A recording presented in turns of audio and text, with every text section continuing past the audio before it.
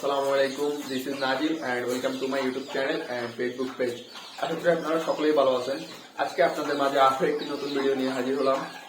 এখন যেহেতু শীতকাল চলতেছে, আমি আমার মুরগির বাচ্চাকে সকালবেলায় রোদে দেওয়ার চেষ্টা করি, যেহেতু সকালবেলার রোদে ভিটামিন ডিটা থাকে। তো ওদেরকে ভিটামিন ডি সাপ্লিমেন্ট ইউজ করার ক্ষেত্রে প্রাকৃতিকভাবে যদি ভিটামিন ডিটা দেওয়া যায়, ওইটা সবচাইতে ভালো কাজ করে। আমি যত সম্ভব চেষ্টা করি আমার মুরগির বাচ্চাগুলোকে সকালবেলা রোদে দেওয়ার জন্য।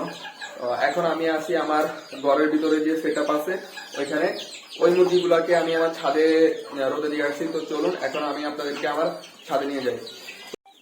মাশাআল্লাহ, মুরগিগুলা রোদ পেয়ে অনেক আনন্দ উপভোগ করতেছে। সবগুলা মুরগি সানবাত করতেছে। এখানে আমার কিছু silver Cochin, white Japanese bantam, black টেল জাপানিজ ব্যান্থাম এবং দুইটা গোল্ডেন সেব্রেটের বাচ্চা, ওইগুলাকে রোদে দিছি। মাশাআল্লাহ, মুরগিগুলা সবগুলাই রোদ অনেক উপভোগ করতেছে। আমি আরো একটা জায়গায় আমার কিছু গোল্ডেন সেব্রেটের বাচ্চা ওইগুলোকে রোদে দিছি, একটু পরে আপনাদেরকে ওই মুরগিগুলোও দেখাবো। তো এখন আপনাদেরকে আমি আমার গোল্ডেন সেব্রেট গুলোকে দেখাই।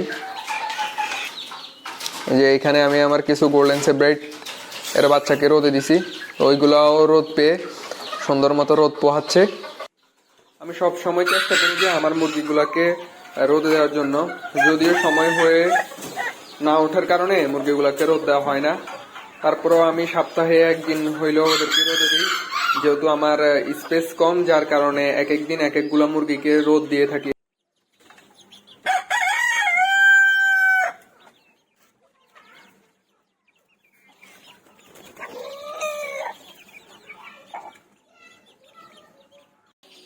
এখন আমি মুরগিগুলাকে ছাদ থেকে ওদের সেট আপে নিয়ে আসছি। মুরগিগুলাকে এখন খাবার পানি দেওয়া হয় নাই। এখন আমি মুরগিগুলাকে খাবার পানি দিয়ে দিব।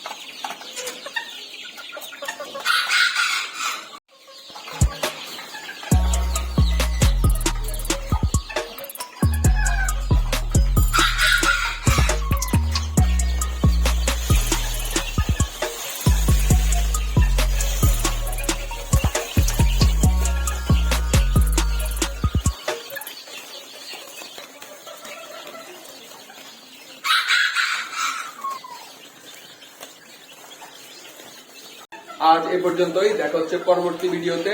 ভিডিওটি ভালো লেগে থাকলে অবশ্যই ইউটিউব চ্যানেলটি সাবস্ক্রাইব এবং ফেসবুক পেজটি ফলো দিয়ে আমাদের সাথে থাকবেন।